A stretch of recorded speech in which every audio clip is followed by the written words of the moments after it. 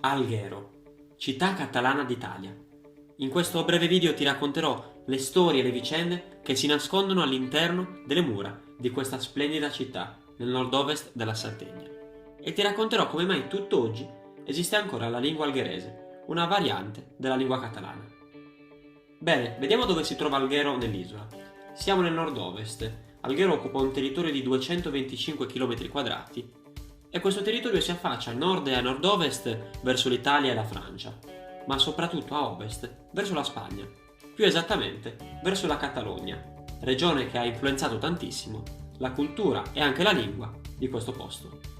Prima però ti devo raccontare un po' della storia dell'isola che ospita Alghero, ovvero la Sardegna, seconda isola più grande nel Mediterraneo, abitata già dai tempi del Neolitico. Tra l'altro le prime popolazioni che vennero in quest'isola sicuramente erano nordafricane. C'è infatti un collegamento linguistico tra la lingua sarda e le lingue berbere.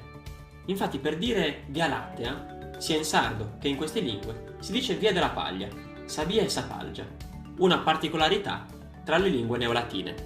Tra l'altro, da questo periodo, tra il 4000 e il 2000 a.C., sono rimaste nell'isola più di 3500 necropoli, come ad esempio quella di Angeluruiu ad Alghero. Ma ora passiamo oltre, andiamo avanti nel tempo, esattamente nel 1500 a.C., l'inizio della civiltà nuragica, civiltà unica nel mondo che ha lasciato nell'isola più di 7000 nuraghi, costruzioni in pietra come il complesso nuragico di Palmavera ad Alghero.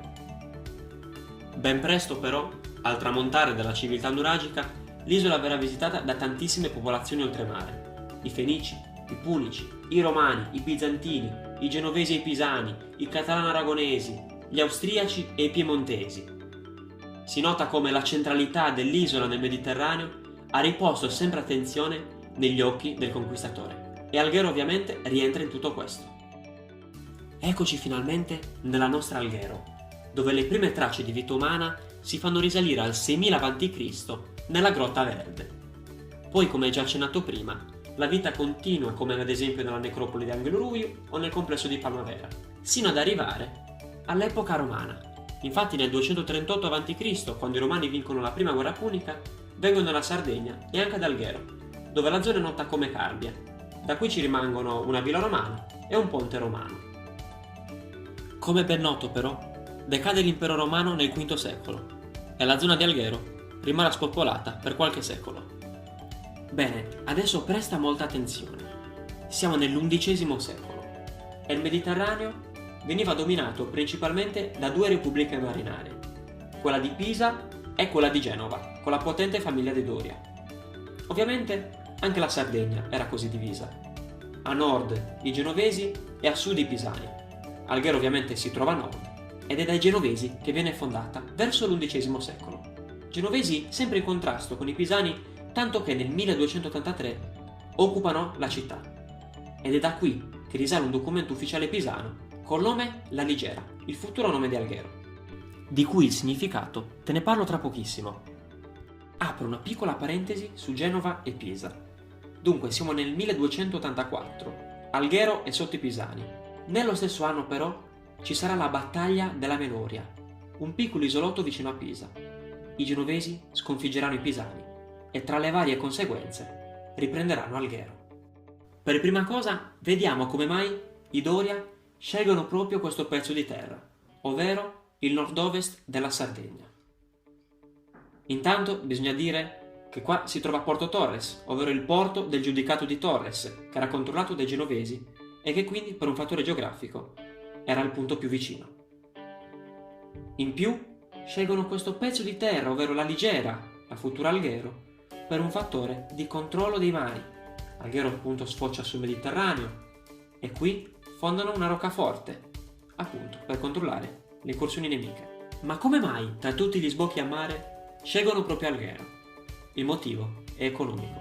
Alghero è piena zeppa di corallo. I genovesi infatti sono abili corallari. Ancora oggi la zona è nota come Riviera del Corallo. Non ti ho ancora spiegato le origini del nome di questa cittadina. Prima la Ligera in genovese, poi Salighera in sardo e oggi in italiano Alghero. Il nome, se ci pensi un po' su, assomiglia tantissimo alla parola alga, la Posidonia oceanica che si deposita sulle coste algheresi. Giungiamo al XIII secolo. Alghero vive un momento positivo. La popolazione sarda vive in sintonia con quella genovese e l'economia va a gonfie vele. Succede però che nel 1297 Papa Bonifacio VIII, per varie questioni geopolitiche, conferisce il titolo di re di Sardegna e Corsica a re Giacomo II, che però attende prima di invadere. 50 anni dopo si apre una delle parentesi più brutte d'Europa, la peste nera. Ammazzerà più di un terzo della popolazione e anche i genovesi di Alghero ne risentiranno economicamente. Siamo arrivati al momento più importante della storia di Alghero, il 30 agosto 1353. In un Alghero devastata dalla peste nera arriva Re Pietro il Cerimonioso nella baia di Portoconte. Ci si prepara a quella che sarà la battaglia di Portoconte tra gli aragonesi e i genovesi. L'esito è a favore degli aragonesi, che cacceranno i genovesi dalla città e si instaureranno in quella che da quel momento verrà chiamata in catalano l'Alguer. La vittoria aragonese non era gradita dalla popolazione sardo-ligure di Alghero, che giustamente era più legata alla Repubblica di Genova. Essi erano molto ribelli alla corona, tanto che il re prese una decisione unica tra tutti i suoi possedimenti: cacciò la popolazione di Alghero. In sostituzione, Re Pietro decise di far ripopolare la cittadina con persone provenienti direttamente dalla Catalogna, che fonderanno una vera e propria colonia catalana al di fuori della penisola iberica. Tra l'altro, per vari secoli non fu permesso alla popolazione sarda di entrare all'interno delle mura della città. È questo il motivo per cui, tra i vari vecchi possedimenti oltremare della corona aragonese, come ad esempio Sardegna e Corsica, ancora oggi solo ad Alghero si parla un dialetto della lingua catalana e ancora oggi ci rimane il bellissimo centro storico di Alghero, costruito dai genovesi, restaurato e ricostruito dal Regno di Aragona e dal 1492 dal Regno di Spagna, nato dall'unione degli aragonesi col Regno di Castiglia. Le mura che vediamo oggi risalgono principalmente al periodo spagnolo, tra il XV e il XVIII secolo. Appunto i bastioni, le torri, le chiese, tra cui la cattedrale, la chiesa di San Francesco o la chiesa di San Michele, e vari palazzi storici. Tra l'altro, in uno di questi, nel Palazzo del Ferrera, soggiornò per una notte l'imperatore Carlo V nel 1541. La leggenda narra che da una finestra di questo palazzo esclamò Todos caballeros, Però si dice anche che descrisse i sardi in questo modo. pocos, locos y mal unidos. Il tutto rimane ancora una leggenda. Va chiarita però una cosa: la lingua ufficiale in Sardegna era il catalano degli aragonesi, sino al 1492, quando Aragona viene inglobata nel Regno di Spagna, di cui la lingua ufficiale è lo spagnolo. Ad Alghero però l'uso del catalano si è radicato e quando nel XVI secolo fu permesso ai sardi di tornare nella città, essi impareranno ed useranno questa lingua. Dunque, la situazione linguistica è questa.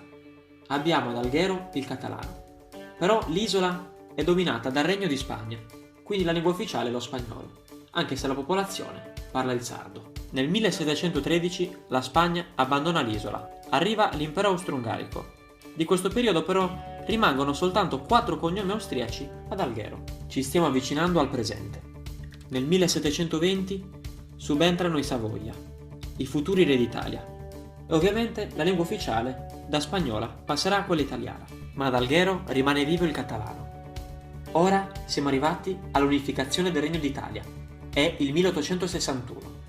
Ovviamente anche la Sardegna rientra in questo processo. D'ora in avanti i fatti storici italiani e algheresi saranno perlomeno gli stessi, quindi facciamo un salto avanti nel tempo e andiamo negli anni 60, dove l'uso della lingua ufficiale, ovvero l'italiano, influenza sempre di più la lingua catalana di Alghero, che viene appunto definita algherese, in quanto si discosta molto dalla lingua catalana. Questo dialetto, infatti, ha una fortissima influenza della lingua italiana, ma anche della lingua sarda e di quella spagnola. Tra l'altro, gli anni 60 saranno noti ad Alghero come gli anni dell'Urretrobamento, un momento storico in cui Alghero e la sua madrepatria riprendono i contatti, e come conseguenza di questo bellissimo ritrovo verranno prese delle tutele della lingua algherese. Tra l'altro nel 2009 verrà addirittura istituito l'Ufficio della Generalitat della Catalogna, una sorta di consolato della Catalogna in Italia. Allo stesso momento però, purtroppo la situazione dell'algherese viene fortemente influenzata dal peso che può avere una lingua ufficiale come l'italiano. Infatti oggi l'algherese è parlato da circa il 30% della popolazione, anche se va detto che più della metà della stessa popolazione comprende questo bellissimo dialetto, che rappresenta un'identità unica all'interno dell'unicità della Sardegna.